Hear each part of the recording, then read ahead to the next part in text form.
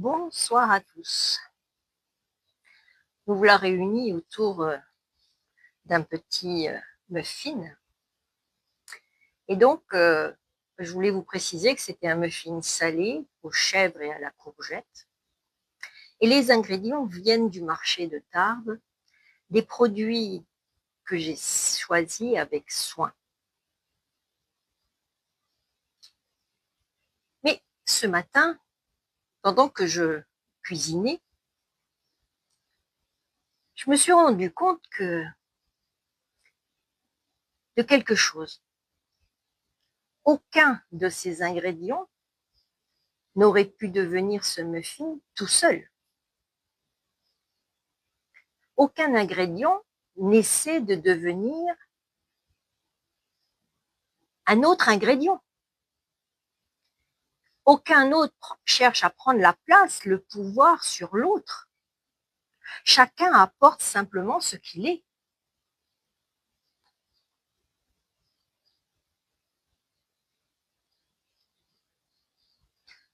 Lorsque nous mangeons quelque chose, nous oublions souvent tout ce qui a permis son existence. Et je me demande parfois si nous ne faisons pas la même chose avec les êtres humains. Alors pourquoi est-ce si compliqué pour nous? D'après vous, quel ingrédient de ce muffin est le plus important? Le chèvre, la courgette, l'œuf, la farine? Mettez-moi votre réponse dans les commentaires.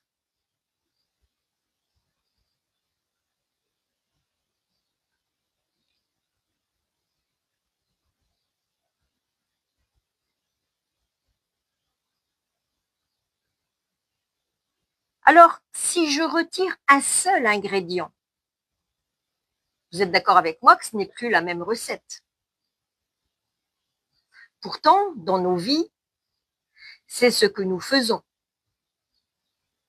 Chercher à être plus qu'eux, ou à l'inverse, se sentir moins qu'eux, ou pas assez légitime. Et si nous passions une partie de notre vie à chercher notre place, alors que la vie nous invite simplement à l'occuper? Car lorsque nous doutons de notre valeur, nous commençons à remettre notre pouvoir entre les mains d'un autre. Alors, qu'est-ce qu'être humain quand il remet son pouvoir entre les mains d'un autre? Alors, une question, quand vous entendez le mot pouvoir, pour vous, qu'est-ce qui vous vient? L'autorité? La domination? Allez-y, vous pouvez vous exprimer.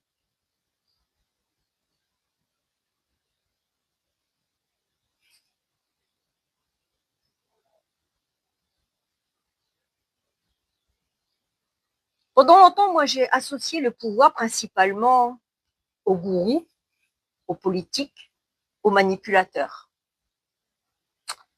Et puis, il y a quelque temps, j'ai pris conscience que remettre son pouvoir à l'extérieur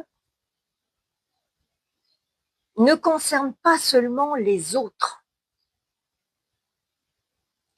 Cela peut aussi être remettre son pouvoir à une peur, à une certitude limitante, à une habitude, à une attente, ou même à une image que nous avons de nous-mêmes.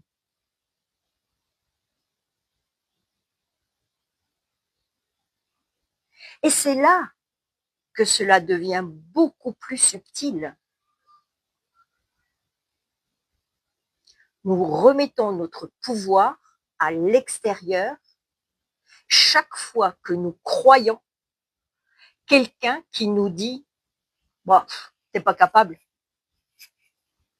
Chaque fois que nous cherchons en permanence le bon expert, la bonne méthode, le bon livre et bien d'autres, sans jamais expérimenter par nous-mêmes.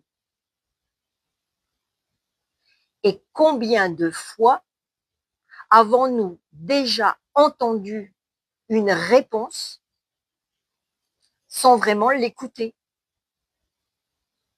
Combien de fois avons-nous posé une question alors que la réponse venait d'être donnée?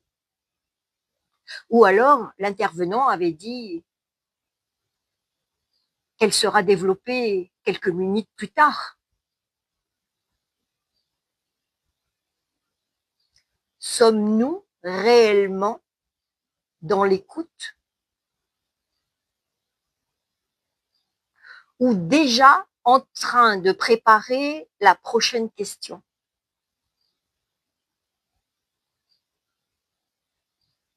Soyons honnêtes, on est entre nous là ce soir. Allez-y, lâchez-vous dans les commentaires. Combien de fois avez-vous dit « bon allez, je vais regarder encore une vidéo ou alors je vais lire encore un livre »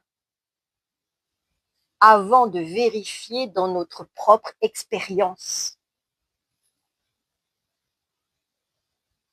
Qui s'est déjà surpris à faire cela?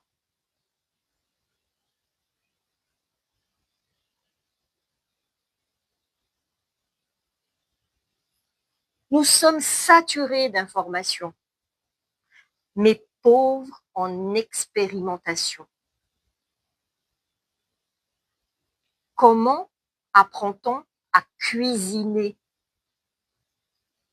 En regardant des recettes dans les livres? Ou alors en sortant la casserole, en mettant de l'huile ou de l'eau suivant ce qu'on veut préparer? Et on y met tous les ingrédients. Comment apprend-on à vivre? En accumulant des informations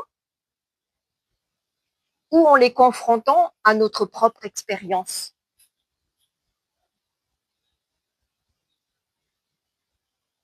Je vais vous partager une image. Ce corps, vous êtes d'accord avec moi que c'est votre première demeure, votre maison? Oui ou non? Alors certains vont l'appeler un temple, un véhicule, une enveloppe, une maison. Aujourd'hui, je retiendrai un temple parce que c'est sacré. Mais combien de pièces de ce temple habitons-nous réellement? Est-ce que nous n'occupons que la tête? Vous savez là, le petit mental, la petite roue qui tourne. Et tout le reste, vous en faites quoi? Les couloirs oubliés, les portes fermées, les ressentis que l'on cherche à étouffer. Et si nous n'occupions qu'une infime partie de notre propre temple?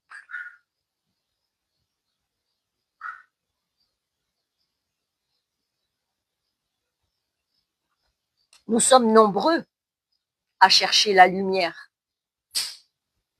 à l'extérieur, chez les experts, dans les livres, alors que nos yeux, notre présence, notre intériorité sont déjà les lanternes de ce temple.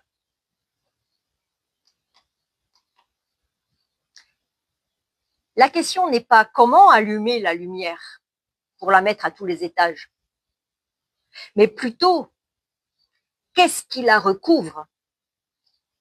Nos peurs, nos certitudes, nos émotions, notre culpabilité. Mais sommes-nous prêts à l'habiter complètement? Je vous laisse avec ça, et ce que vous en faites vous appartient. Prenez soin de votre temple intérieur. Et si certaines portes sont encore fermées, peut-être est-il simplement temps d'aller voir ce qui s'y trouve.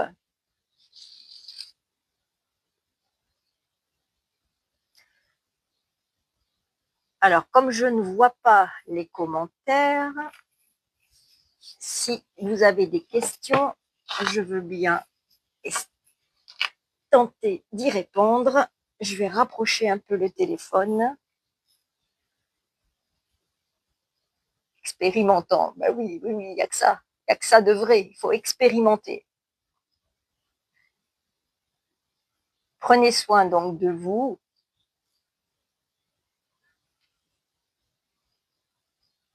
Merci à vous d'avoir été là. Je vous souhaite une très, très belle soirée. À bientôt.